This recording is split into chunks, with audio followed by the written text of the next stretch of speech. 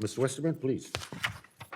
Thank you, Mr. Chairman. I oppose this bill, and I don't doubt the chairman's motivation, wanting to have a cleaner, safer, healthier environment. I believe all of us want to have that. But I would like to debate one of the statements the chairman made about the problems of the past 50 years, and I would ask for evidence of what has happened in the last 50 years, because that's about the time we got the Clean Air Act, the Clean Water Act. We've dramatically seen water quality improvements. We've seen air quality improvements.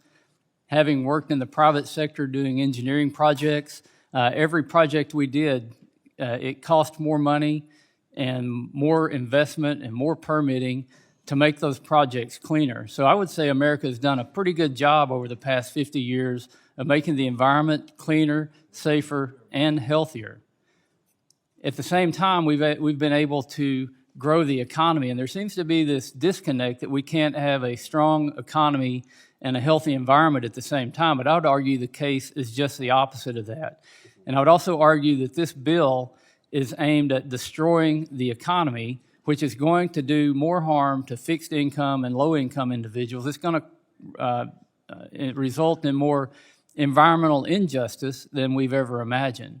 What has happened in the past 50 years is we've cleaned the environment, but we've also created a system where people can use those very laws to actually hurt the environment. And we're seeing that now with catastrophic wildfires where we can't manage our forest. We're seeing it with drought where we can't manage water. And we're putting our head in the sand and ignoring the real issues that face Americans. And now we're seeing permitting and social requirements or pressures that are causing the energy sector in our country to have to look at other places around the world to invest. We have the resources here. We know how to sustainably use them. And this bill is going to do nothing for the environment or environmental justice, and it's certainly going to hurt the economy. It purports to achieve the laudable and bipartisan goal of lifting up and revitalizing low-income and minority communities. However, what the bill would actually do is, again, disincentivize economic development in environmental justice communities by making it much harder and more expensive to build new infrastructure. This bill would add even more red tape to an already prolonged regulatory process and create more opportunities for radical special interest groups to block important projects that would move vulnerable communities forward. Renewable energy, broadband, affordable housing, and any new infrastructure project would have to clear the many new hurdles created by this bill.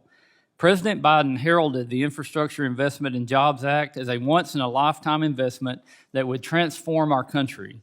While I did not vote for that legislation, many of our Democrat colleagues may be disappointed to see that none of these projects will ever transpire if the bill we're talking about today is enacted.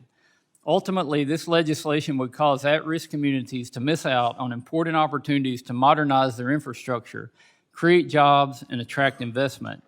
This bill would impose new fees on energy production and transfer those revenues to communities and workers that have lost conventional energy jobs. New fees would increase the cost of gas and electricity and disincentivize domestic energy production, ensuring that this new revenue stream for economic development is ultimately eliminated by destroying energy production on federal lands.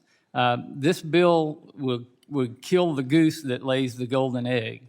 This bill would have a devastating impact on communities that rely on oil and gas jobs to sustain their economy and revenues to support their schools, law enforcement, and other essential services.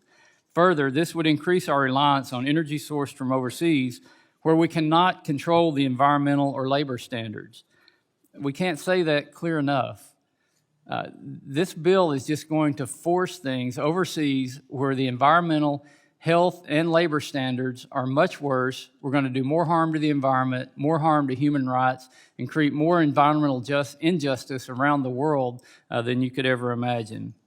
This committee has jurisdiction over the onshore and offshore energy development programs on federal lands and waters, accounting for a quarter of our domestic oil production. And yet, this committee has ignored the worsening energy crisis facing American citizens week after week. The committee had a hearing on this bill in February of this year, and since that time, energy and prices have increased by 25%, causing energy poverty in communities across the country. This bill ignores the impact of high energy prices on at-risk communities It would increase cost on those who are already disadvantaged by energy poverty. For months, Republicans have called on this committee to prioritize legislation that would unleash our domestic energy potential, create efficiencies in the permitting process, and bring down costs for American consumers. Instead, we are considering yet another piece of legislation that will exacerbate the energy and inflation crisis by adding new regulatory costs to virtually every new project that requires federal approval. I strongly encourage my colleagues to oppose this bill, and I yield back.